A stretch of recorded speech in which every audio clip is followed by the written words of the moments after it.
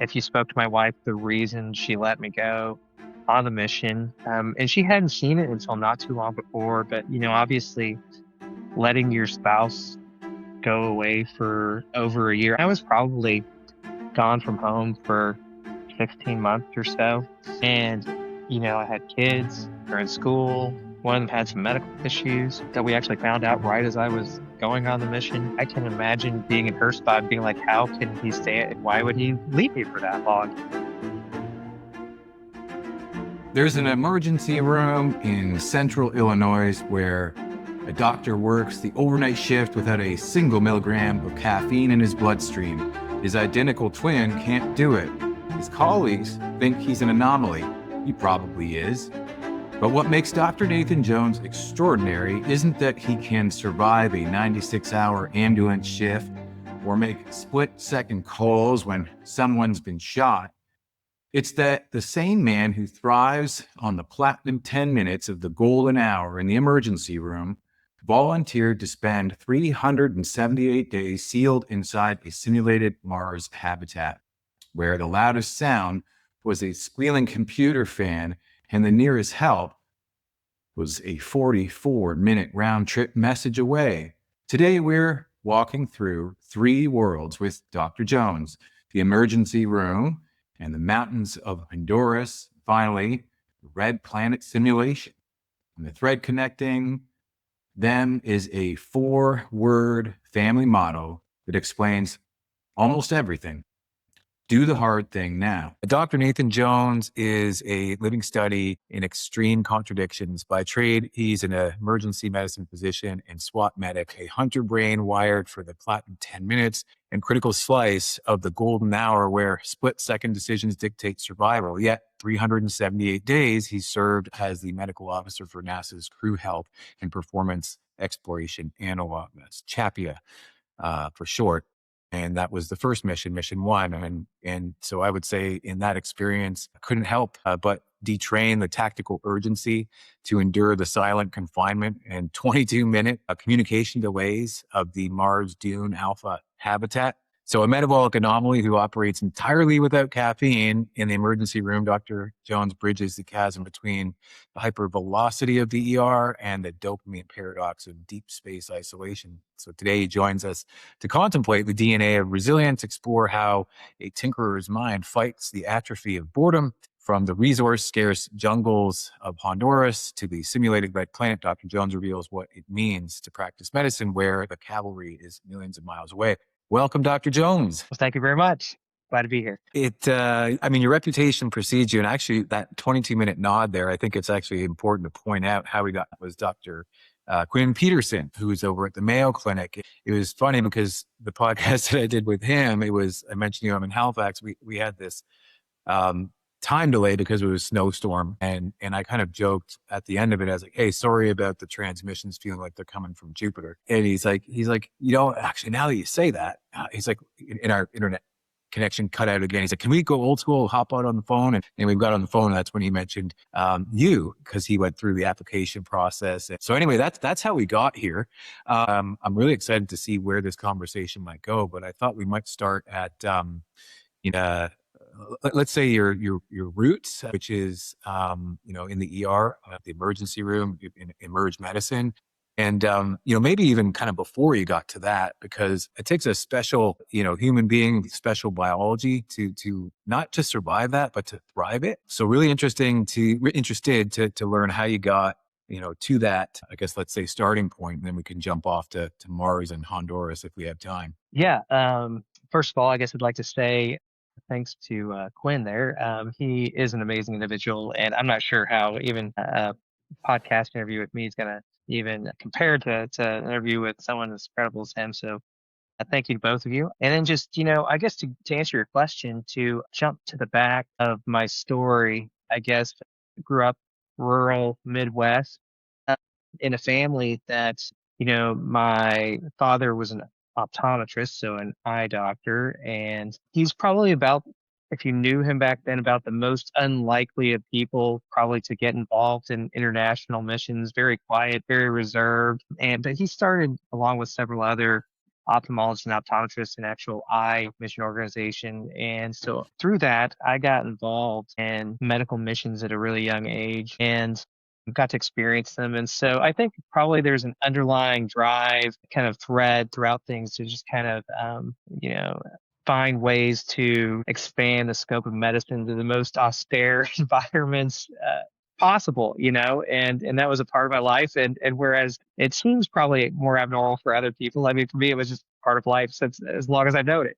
And from there, I went to undergraduate, got involved in emergency medical services as an EMT, and started working. I kind of fell in love with emergency medicine through that. And, that really kind of opened a lot of doors. In addition, part of the reasons I liked that was also because, you can use emergency medicine skills. There are many types of medicine you can use internationally, but I thought just, the places I was thinking about going to would probably be the most beneficial skill set. So that's what I pursued. And it really opened up a bunch of other doors. In my training, we were a particular residency I did had a flight program where, we learned how to fly in a helicopter. And that's a really unique style of medicine there, just very limited resources there. And so it really translated really well to other environments. And then as part of that, we had the doctor that literally wrote the book on tactical, or what we call SWAT medicine, and kind of taking things that were, we learned from military medicine and implementing it here in the United States, and then now actually internationally. And, it's kind of a shame that it's kind of come to this where we need to have physicians as part of these groups of people, but we kind of sit in this middle ground. I'm sure there are some teams that probably do have a physician that are actually part of them as a sworn officer. We're not sworn law enforcement officers. We are there for the officers. We're there for any hostages, any bystanders, and even the people that the police are there to apprehend, or whatever. So in many cases, they found that, for instance, with some of these mass casualty events, that the physicians were extremely important just for starting the triage process early on and saving lives as far as that goes. And so I think you'll see more and more involvement as far as that goes. And then large arena events and those sort of things, just having people who are experts in those in the field, and then helps also turn around and planning for the next crisis and saving lives as far as that goes. And so, that was kind of the background that I had. Also some, administrative experiences like a medical director. So I would be the one overseeing a group of urgent cares in the town that I live in, hiring, all that stuff, quality improvement, those sort of things. And then, as I left some of those roles, I decided I was going to do nights only in the emergency departments, as a lot of times we refer to as a nocturnist. And I've never been, I'm not sure if you mentioned this already, but I've never been a person who drinks caffeine. And so I Yeah. think that's a large part of that sort of lifestyle is, driving it with the caffeine, I think. In fact, I was having a conversation with a colleague the other day. He said, "I'm not sure I believe you don't ever drink caffeine." And I was like, well, it's true. But so as I was on those nights, I've also never really been, and you can probably tell a little bit from my profile, I'm not the type of person who probably watches a whole lot of television because I'm busybody doing other things, tinkering or working on things. Some of my projects didn't always work out real well for the family who was trying to sleep. But, so I would be up, at night anyway, because I was on a night sort of schedule, and it was kind of harder to flip flop, than just kind of stay on the nights. And so I'd be up all night some nights and just finding things to do. And I remember I went down kind of a rabbit hole one time. I saw an ad online, and I've always been kind of a tech person, so I was probably on a tech website, and being a geek, and all of a sudden I came across an article and said, do you want to go to Mars? And I was like, well, yeah, who doesn't? It turns out a lot of people, by the way, is the answer, would not want to go to Mars. But I found that out later. But I kind of followed the link, and it was like, went to like NASA's website, and it was like, asking a lot of questions that I was like, well, yeah, I've done that. And I kind of went through like the group of questions, and it was like, probably not a lot of people have done all these things and try and protect, their process. I won't go into details of, a lot of their sort of questions, but I end up answering them and kind of thinking at the end, I was like, well, that's kind of interesting. Like, I wonder how many people could say yes to that. If it's asking about like work in an isolated environment, having worked in, remote areas of Central America, and asking about like communication barriers and having worked in those kinds of and small and restricted isolated spaces like a helicopter and a SWAT vehicle or high risk environments like SWAT medicine and then coming back and like working with larger groups, and multidisciplinary groups like we do in the emergency department, and then even working offline like we do with emergency medical services. And just so many of those things kind of tie together. And I kind of thought it was kind of unique and interesting as I kind of, submitted my application. And I just kind of did it for fun. I was bored. And then I didn't expect to hear anything because, I mean, it's NASA, right? In fact, I I tell people this. I forgot to even mention it to my wife. It's like I signed up for potentially a year plus long thing, and I didn't even mention it to my wife. And then I think it was like a couple weeks later. I was like, oh, hey, yeah, I did this thing, and she's like, ah, it's fine. You'll never hear from them. It's like just in case it matters to you, I might end up just signing up for doing this year long study. And she's like, yeah, it'll be fine.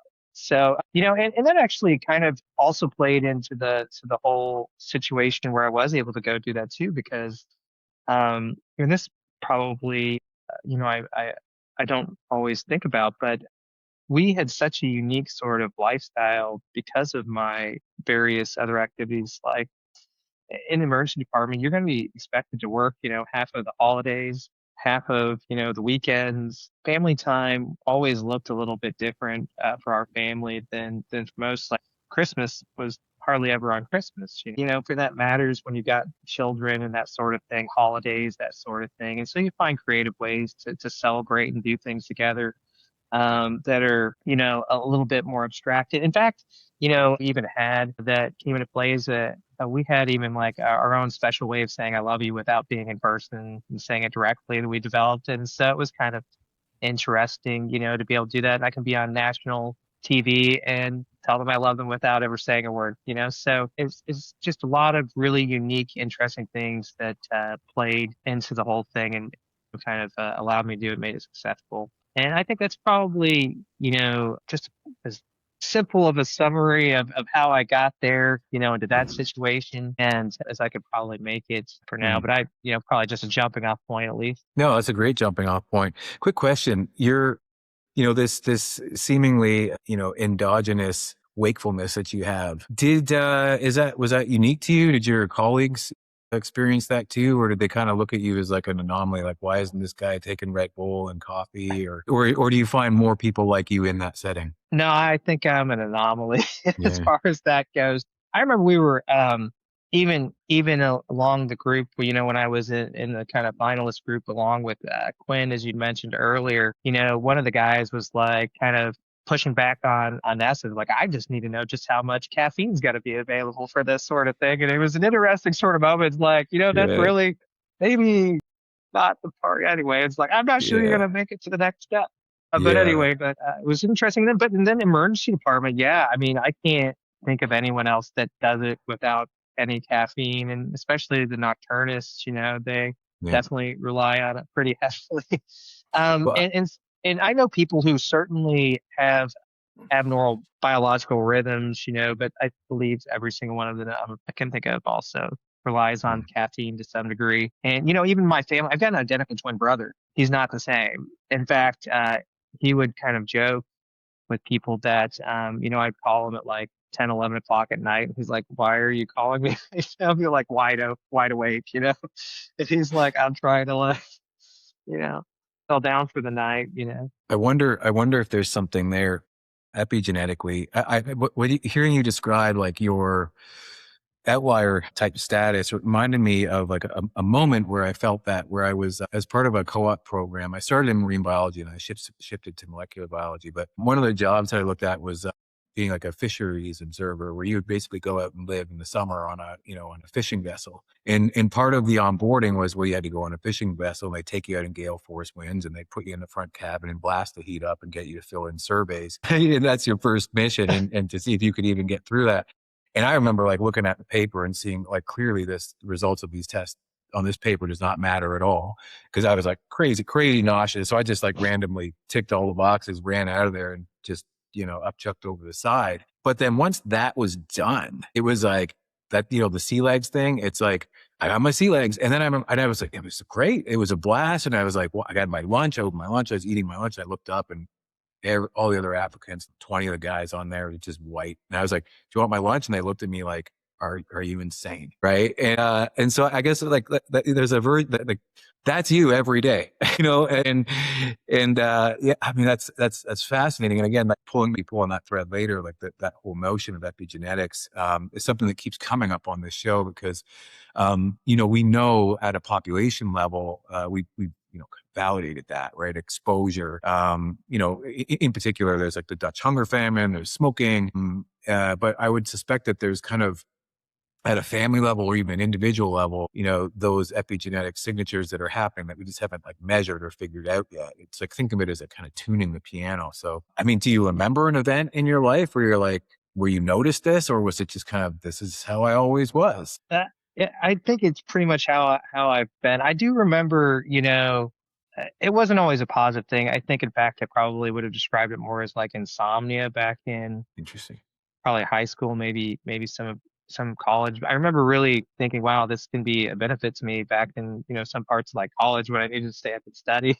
And I Right. remember I was trying to make money around the time I was in undergrad trying to get into medical school, and I'm supposed to be studying for the MCAT, the big test you take to get in, Mhm. entrance exam, to get into medical school. And I was working, I remember I worked like a 96-hour shift on the ambulance company, which should be illegal, by the way. No way is this safe, but I remember I could not sleep on shifts and I was just up that entire time. And if I would have, been a patient and some dude showed up to transport me to like, the hospital or whatever, and I know they've been up for 96 hours, I'd be like, I'll find my own way, thanks. Right. But I mean, it is still, the case. In fact, I got off of a shift the other day, probably just a week and a half ago. I got off of a shift, came home, back for vacation, stayed up. We left at probably 1 a.m., flew to another country, stayed up. I mean, I ended up for well over 48 hours when the whole thing's done. And, my wife's like taking a nap, gets a couple hours or a few hours of sleep before we travel. She sleeps in the car as we drive to the airport a couple hours away. She sleeps on the airplane. I'm just awake this whole time. She might tell you I might have been a little crabby at the end, but I was awake and, fully functional the whole time. So yeah, I still think, that there's something more than just even, because I can sleep now when I try to, it's just, I really thought that maybe I just had a sleeping disorder at one point, and it just, I'm not really sure what to characterize it as anymore. Well, and then there was I remember researching and like kind of like walking with your case, and I was like, how does this guy go from like, it's not even the flipped schedule, but it's also like the kind of like the constant, I don't want to call it busy mind because that's not what it is, because that was a paradox for me, is like, how would he have survived in the Mars dune, right? Because like, I don't know, but I'm creating a paradigm in my mind thinking that you have nothing to do there, and I'm probably wrong. But so No, I'd love to dive in. I think you're right about that. In fact, it was a conversation I had a lot with NASA and their psychologist going in. I was like, "You guys are going to have enough stuff for me to do, right?" And they're like, "Yeah, probably." And I'm like, "No, really, you're going to have enough for me to do, right?" And they're like, "I don't know." And Well, so but it like definitely was. so to say, I'll just say one thing, and hearing you speak, like to reframe the supposed weakness, into something that is not a compensation. Actually, it's like from kryptonite to superpower is like, I mean, it's pretty cool. And so it's like, okay, well, because I didn't get this from our first call, and now I'm hearing it, I'm like, oh, so I think that's how he was able to get along in the Mars too. And so what was that like? Because there's, the risk you go in and you can get this kind of, atrophy, in your brain if you're not got that heightened level of stimulation and problem solving. So was there a kind of hangover is the right word, or was it jarring the first day? What was that transition like when you went in and the dome was closed and that's it? And what did it look like? And what did it feel like? Like, but we didn't even, like, I've read about this, and I'll put links in the show to people where they can find out. I'm interested more on your personal experience, the Yeah. first impression, right? What was that like? Yeah, so and thankfully I'd had some experience. Like I said, how do you have to train yourself to not be quite as busy at night, whenever other people are trying to sleep in a household that you're in, and so I probably developed some skills as far as that goes in transitioning to it. But it was, I will say, probably difficult for me whenever we went in, and there's only so much to do. Thankfully, NASA did help. They had, I mean, astronauts have a very busy schedule in flight, and you're constantly chasing this sort of red line, and everything's very regimented. Your entire day is planned out from the time you get up until the time you go to bed. And I think one of the things that probably, to your point, worked against me is I'm very efficient. I think if you would look at the numbers among even the ER doctors in the group I work with, I'm probably, if not the most efficient doctor in our group, one of the most. And so that also translates there. NASA gives me a task to do, and I'm going to try and do it as efficiently and quickly as possible. Then you're sitting there like, well, maybe that wasn't such a good idea. Now I'm just here waiting on the clock, And you mentioned earlier it was a 22-minute delay, and it was actually 22 minutes each way, right? So like, Yeah, right. Yeah. so if I say something to NASA, mission control that I need help with, I'm not waiting 22 minutes. I'm waiting 44 at a minimum because there's time for them to respond, and a lot of times like mission control needs to, reach out to someone, a subject matter expert or something like that. And so definitely some learning there on my own.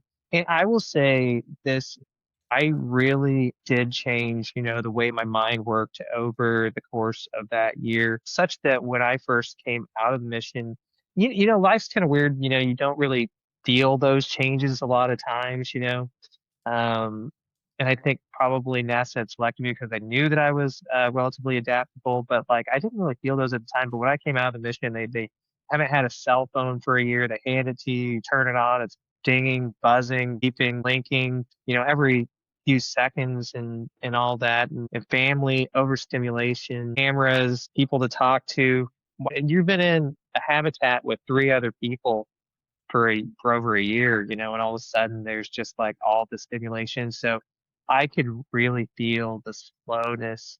And I think, my wife could see how slow I was at processing things. Like the kids just want to know if they can go down and swim at the hotel's pool. And I'm just like sitting there like, I don't know. I don't know. The answer is yes, you can go. But I do remember a couple of moments in particular where I really had to learn to slow things down. You mentioned I'm a tinkerer. And I remember something broke in the mission. And it was always this weird sort of thing because we're in a simulation, right? And they've planned for things to go wrong.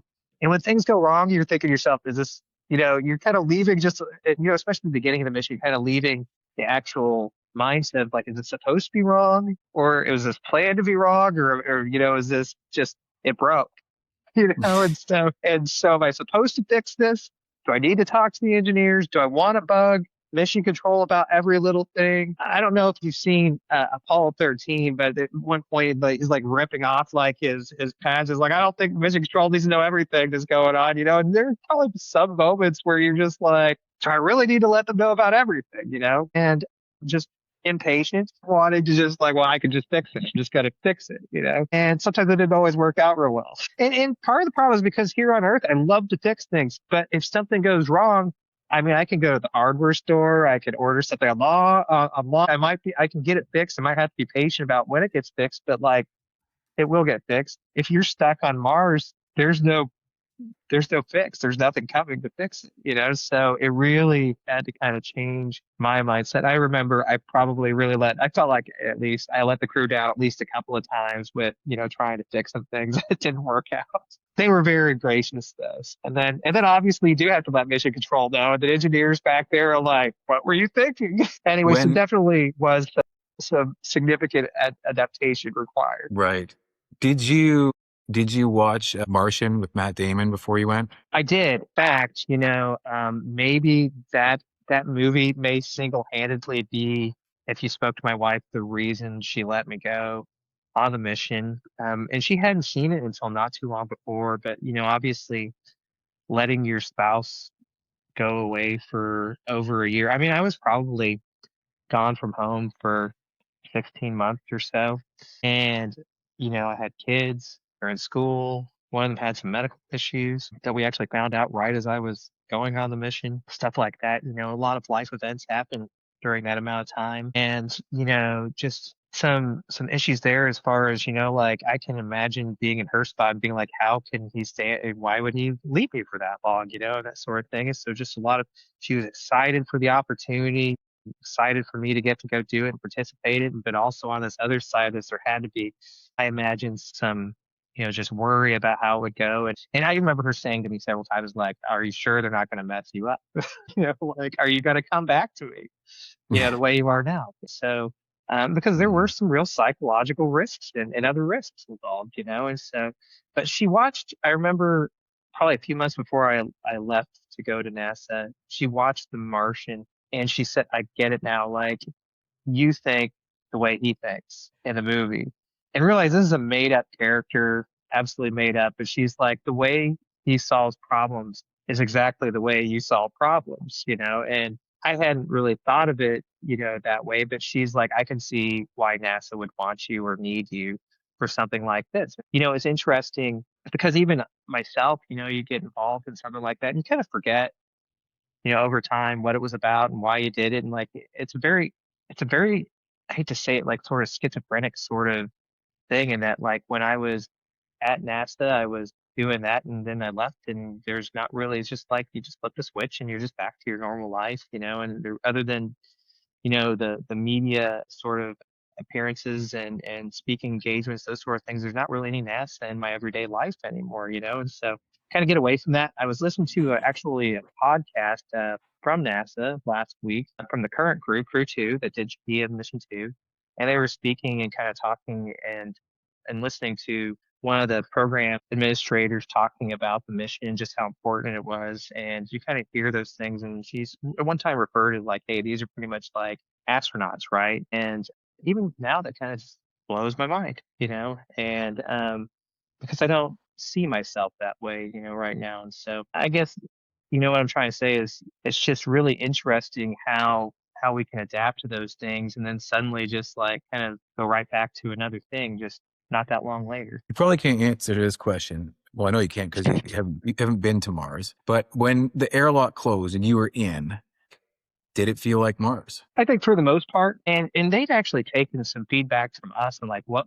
do you think would make this feel more like Mars to you, And Hmm. so they did. I think there were probably a few like mental games you had to play with yourself in order to convince yourself you were doing it. And occasionally there'd be like a breakdown with things. A lot of people ask me, did you what did they have, if there's no gravity change, then how could you feel like you're on Mars? And I think what NASA's answer to that has been is sort of like, how look how quickly astronauts adapt to being on the International Space Station where they're literally floating or essentially floating. And the cost for that really wouldn't have been worth the benefits of adding it to the mission just because the astronauts adapt so quickly to it all.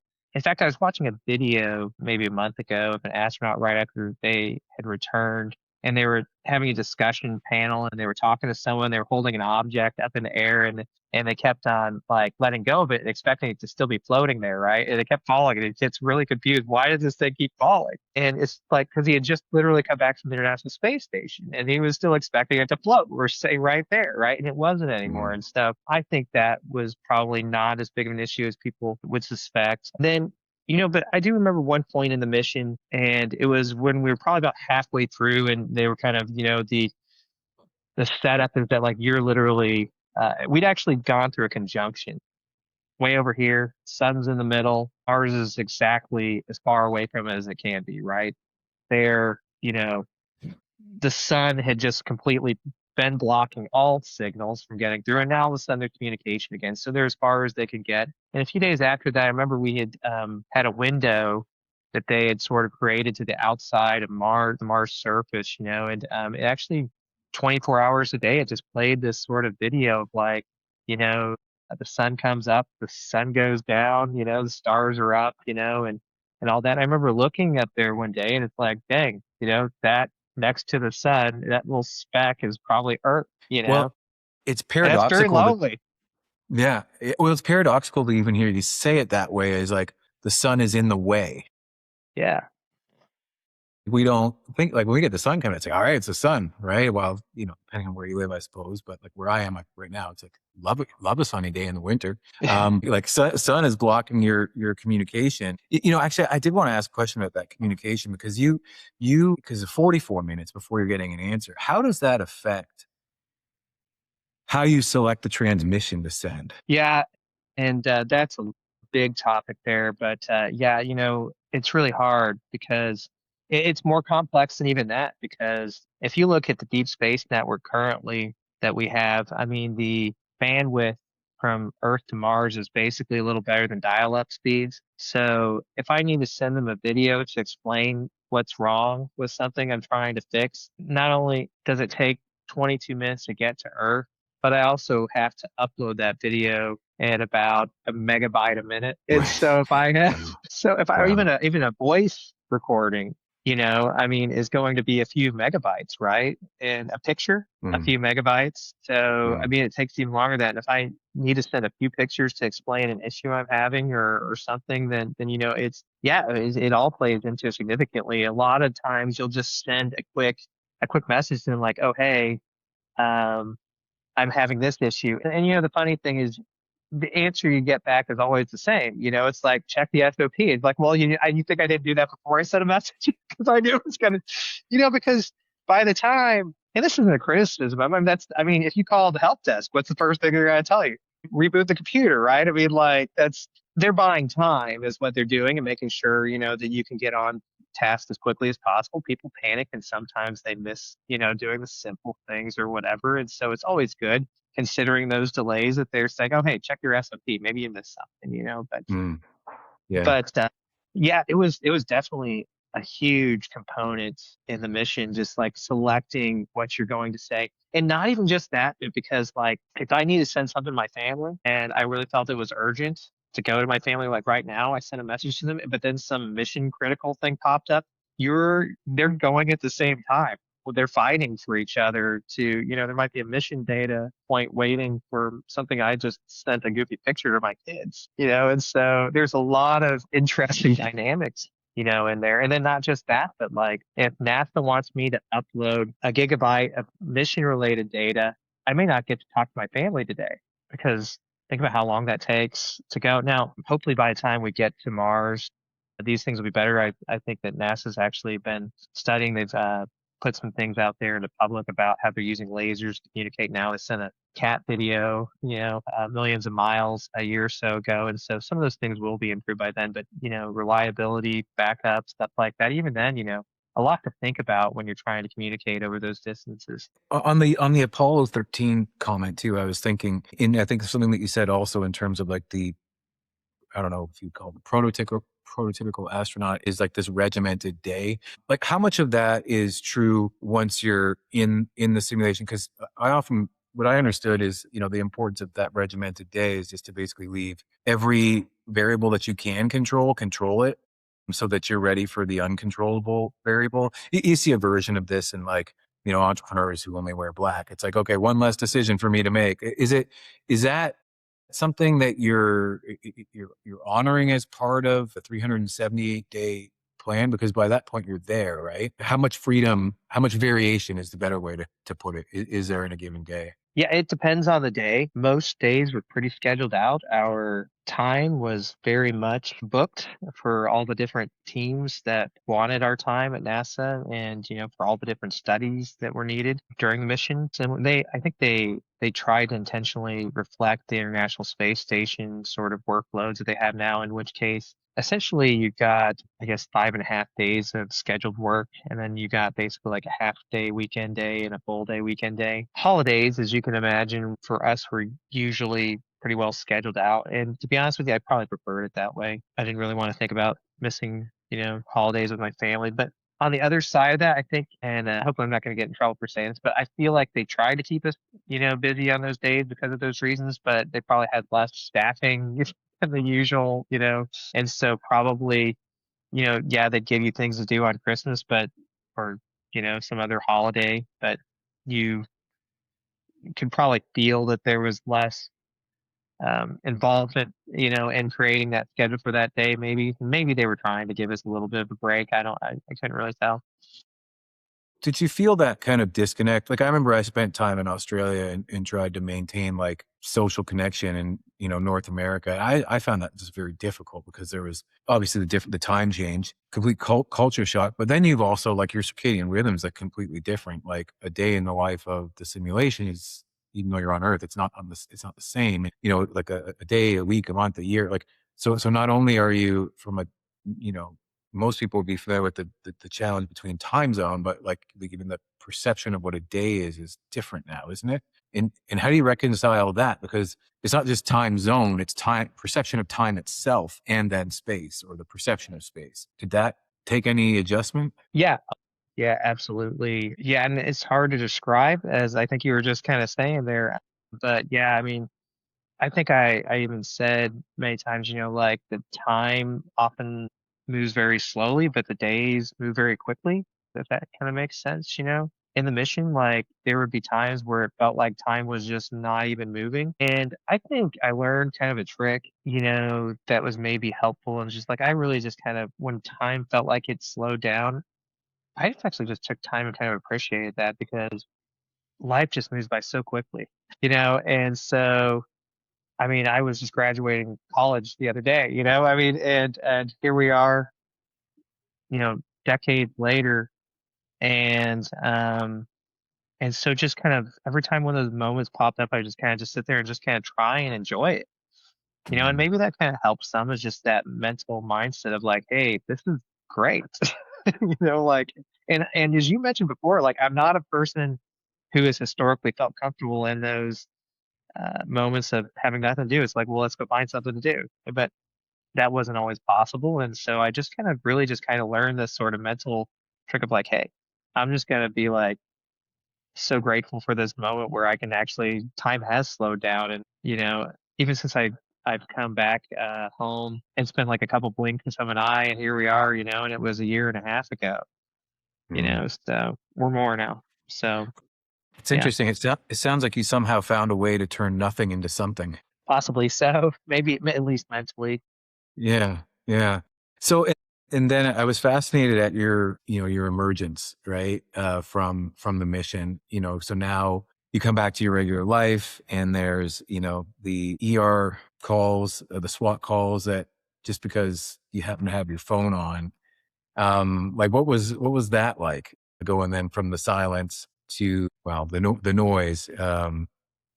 Maybe not noise, but like the origin of or the reintegration of what was that like? Yeah, and NASA spent quite a bit of time trying to prepare us for those transitions. They spent time saying, hey, no major life events, don't do anything really big, just take some time, settle back into your everyday life. That's going to be very difficult, and then and I was like, well, as soon as I get back, I'm going to go on this mission trip, and they're like, well, I guess the astronauts never listen to you for sometimes. They weren't super surprised by that, but so literally, we had the mission, we walked out.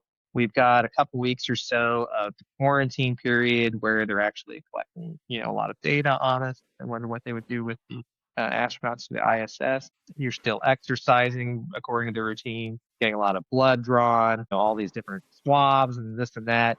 And so it's a very closely monitored sort of period. And then, so things are still moving pretty quickly. And then they just kind of like, you're just done. You go home, and reintegrate into life. And so it wasn't really a terrible transition because they still kept us pretty busy. Possibly the best thing that could have happened to me maybe was, and it was really terrible too, like the day after we walked out, Houston got hit by a hurricane. And so it really kind of threw off a lot of their plans and their schedules and their events. And so it actually gave me a little more time to adapt to the speed change, if that makes sense, And my family was super patient with me. A lot of credit to my wife, who just could see the struggle. Like even just like sending texts and responding to them and messages and things like that, just like she could just sense it. She's like, hey, he just gave me the time that I needed for those things. But it was interesting because NASA sent us, home that very night, and I'm leaving the next day to go on a medical mission trip to Central America, and I'm home for like less than 12 hours. My phone starts going off. It's got this loud alarm that goes off. We're getting paged out for a SWAT call out. it was on. I probably should have disabled it. My phone had been off for, like a year or whatever, and it goes off and I see that there are no other physicians responding to it. It's kind of a critical situation where probably a doctor is needed. And so I just get up. It's 2 a.m. and I just go to it. And none of them actually, they're all shocked. None of these officers even know that I'm back yet. And I end up taking someone who'd um, been shot through some, I hope I can say that on the podcast, not by the police, but by someone else that was involved in the situation into the hospital to the trauma bays, like later on that night. And the people in the ER, and it wasn't even the ER that I worked in primarily, it was the King Hospital, but a lot of the folks there knew me. They're like, "You're back." But, just that feeling of duty, and just they needed me. So, of course, that's where I was going, and so, and then and just literally the next day hopped on a plane and went to Central America on a medical mission. Anyway, just And yeah. yeah, and I know we said that at the beginning that if we had time, we'd get to the work that I think you described it when we spoke. It was like kind of this austere medicine, right? Where it's not just kind of parachuting in and leaving. It's actually there's like a teaching component, right? Yeah. And I think were we talking about Honduras last time? Yes. Yeah. And tell me about something that really struck me. It was the incubator story that you talk about, right? Because when you go there, it's like, actually interestingly, there's, the scarcity on Mars, I would assume you're resource constraint because once the airlock's closed, it's closed. But then, you are in the kind of the SWAT scenario, and there the constraint is time, I think. um, Triage, as you pointed to, and then you go, South America, and it seems that the constraint there might be more to do with the maybe economics and education, and then clearly resources as well. So yeah, I'd love to walk through that experience there and how the Mars experience added your perspective to those missions that you'd done previously in South America. Yeah. So yeah, that's probably one of the sadder things, just going to and I'm sure you've seen enough even, that we tend to think that the rest of the world looks like our world, right? And then you go to Australia, as you mentioned, or even, and it's just kind of a little bit of shock, maybe even at first, is seeing how other people live, and maybe it's not even that far from our lives, and then sometimes there's a culture shock when you're on the other side of the world and you call back over here and you're like, wait, they're not awake right now, or even from some of those things. And so we step out into other countries, and when we go to some of these places, we literally go as far as you can go. Would fly down to, say, for instance, San Pedro Sula, Honduras, which was rated as one of the most dangerous cities in the country, or sorry, in the world, in a world where there's active wars going on, right? And then we jump out, we hop into buses, we go up into the mountains as far as buses will go. We unload everything. We probably spend the night there because it's been a full day of travel. Next morning, we load up everything into SUVs. Old Tacomas from the early 90s, late 80s. They're still somehow driving, and they go up into the mountains as far as they can go. We unload everything, load it onto burros, and we go further on up in the mountains. And so these are the kind of communities that we work in. There's just any resource we have or all the resources they have. And so it's just, completely devastating to see some of the conditions people, live in, even in today's world, in the 2020s. And, I remember what you were alluding to, though, back whenever I was in medical school, I went down to study Chagas, which is basically a medical condition caused by getting bit by sort of a fly or insect, and it leaves like these parasites inside you and causes, heart disease and a lot of other medical conditions. One of the things that can prevent it is, and so we're going in and putting like concrete floors and getting rid of thatch roofs and stuff like that, but replacing it with metal roofs. And so some of the work I was doing was involved with that. And we went back to kind of more like the hospital that all these people kind of end up filtering to, and basically the capital of this in the United States would be more like a county there that is a state, right, within their country. And, I remember talking to one of the doctors there, and I knew because we were sending all these pregnant mothers into the hospital, and they were going to preterm labor. And I was like, what do you do with all the babies? And they're like, well, we've got 2 incubators and there are probably 5 babies born a day. And when there's an open incubator, they get it. If there isn't, that's just it. And so, um, had some connections with some folks at that time and was able to get some more incubators sent down to the United States that were being retired from a hospital here in the U.S. And so, you know, it was something, but it's just how even that wasn't enough to satisfy the demand for even a day. And those Mm. babies, they don't need an incubator for like a day; they need to be in there for a while. And so it's just incredible, but it taught me, how can we find resources and just seeing ways that they deal with problems there, without the resources that we have here today to get back to your original question, and finding creative solutions to the problems, that sometimes our high tech solutions aren't going to be the best in those situations. And, we tried a lot of things, even down there like solar ovens and stuff like that. And, a lot of the things that just seem to make sense don't really work out in real life. And so there's a lot of a very human component to things, and that's going to be a big part of going to Mars. There's solutions that would work, but they may not work because they don't work for the astronauts that are there, and that very much came into play for us at times, like the engineers have a solution and this solution doesn't work for us, and sometimes they didn't like the way we always solved the problems, but we, did what we felt like was the necessary way, and everything worked out, So it's It interesting. kind of, yeah, and it kind of begs the question where, we are becoming planetary. What's your sense on, I don't like the word human 2.0, but we'll use it because it makes sense. Yeah. So or astronaut 2.0, right? Like, for interplanetary colonization. Is there now this, like, do we have to be thinking about this more neurodivergent tinkerer phenotype, for example, like compared to the Apollo, efficiency? Not that you don't have efficiencies, you clearly do, but what does that kind of richness of the population look like, in your personal opinion? That's actually funny, and I think I might have upset an astronaut about this very topic. I was having a conversation and with them and their spouse, and they were kind of saying, like, oh, this is, what the astronauts look like, and then this and that. And I was like, well, I actually think you're who they need, like some of your skills you mentioned to me here, and it was more of the artistic side.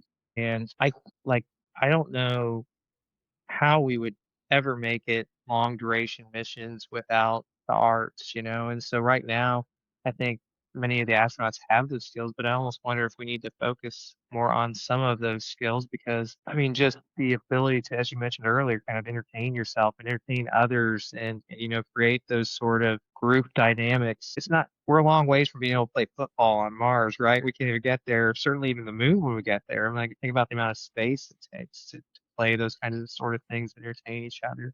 We played some card games and that sort of thing, but I mean, those only go so far. I think there's a lot of different skills that we probably need to look for in future astronauts, especially in the arts, and start focusing, on a lot of those sort of things. Interesting. Yeah.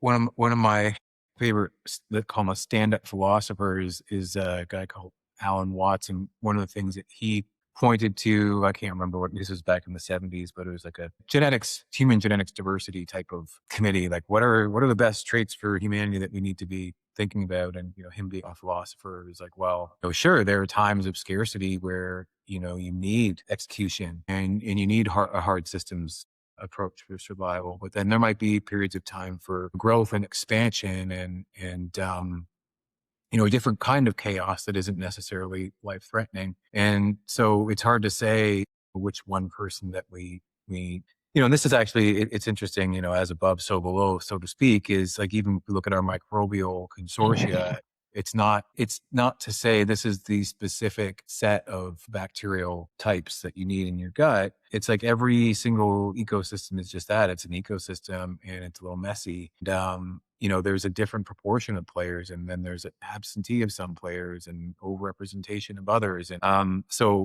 that's where like these terms like from ecology, right, are like richness and diversity and saturation of that diversity is really interesting to think about.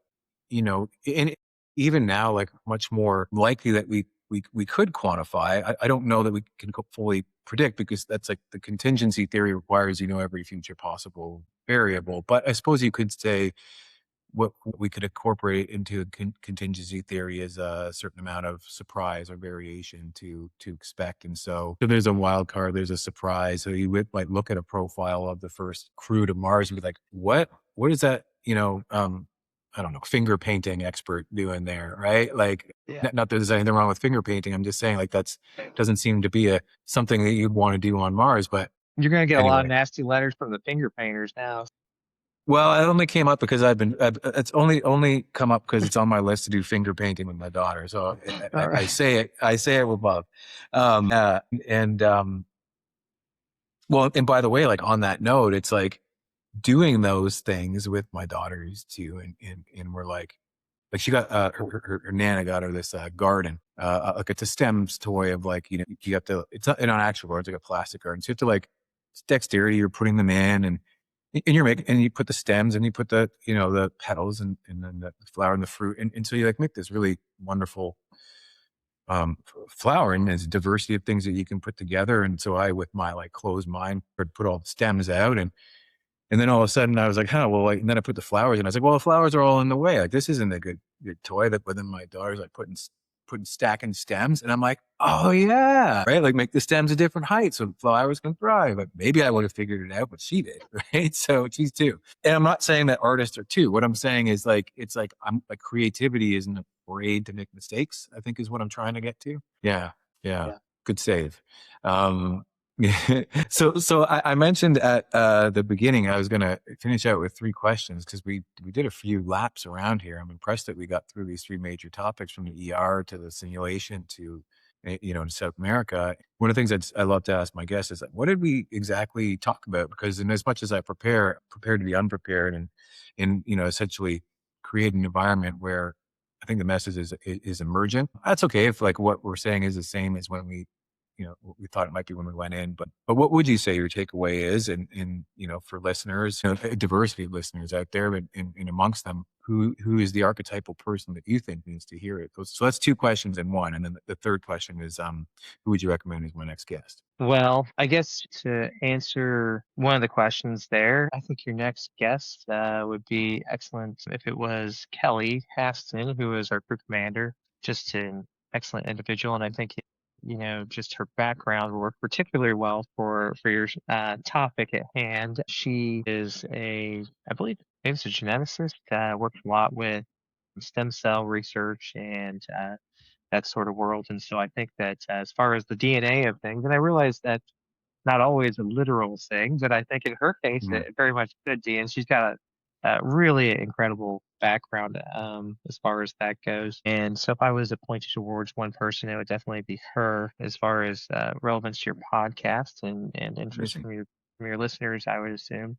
And then can you remind me of the first topic there? Yeah, it was. What's the key takeaway here? What did we?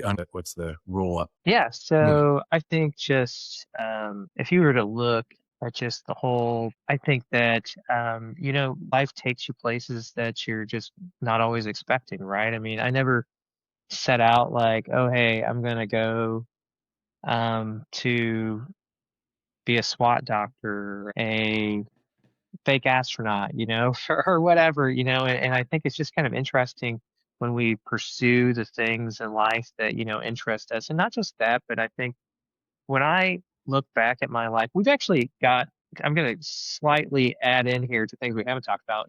My family has sort of a motto or phrase, and we say, do the hard thing now. And I can tell you, doing hard work in life, my experience at least, just usually means you get to do more hard work. There's not a lot of immediate payout. A lot of times, you're picking up the slack and doing things that other people aren't willing to do, but sometimes that gives you experiences that no one else has. And those experiences can land in these sort of summaries. Like I mentioned, I was filling out the application for NASA and just all these questions. And I suspect most people probably can answer one or two of these questions, and say, yeah, I did that, but just to have so many different things and be like, oh, hey, I've done that, and to kind of look back and be like, all these really random things that I was interested in just happened to all come together to be one of the people or the type of person that they were looking for. And I think that's also, you know, important for us in just, our everyday lives,